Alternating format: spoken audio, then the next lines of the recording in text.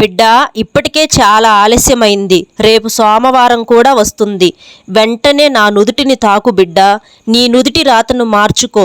అస్సలు ఆలస్యం చేయొద్దు, లేకుంటే చాలా నష్టపోతావు.